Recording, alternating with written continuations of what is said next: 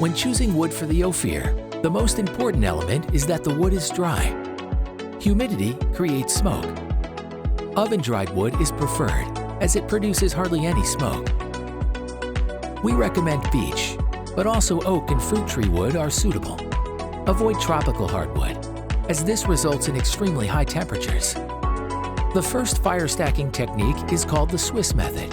We also named it the Jenga way. It starts with placing 2 or 3 logs parallel, with the bark on the outside. Start by layering the 2 largest logs in the fire pit parallel with one another. Stack the next 2 biggest logs centered perpendicularly across the first 2. Continue stacking in this fashion at least 3 layers high. Light the fire in the middle. Once burning, it will stay lit for a very long time.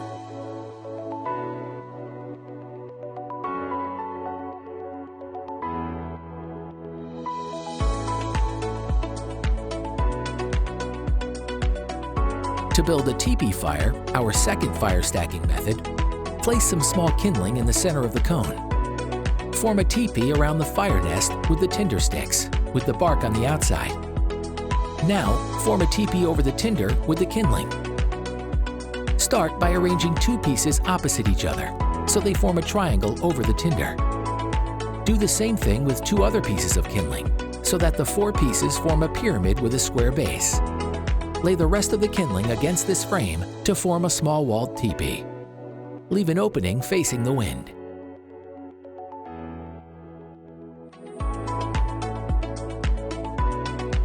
The Ophir Buffadoo set is your perfect aid to further minimize smoke after igniting.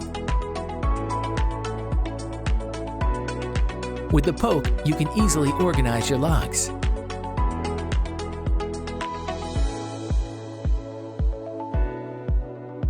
In case you use the pizza oven, grill, or skewers, you can use the poker of the Buffadoo set to spread out and decentralize the burning logs.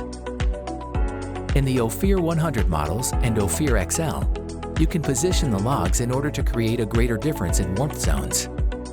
In general, the outside of the plate is less warm, colder than the center.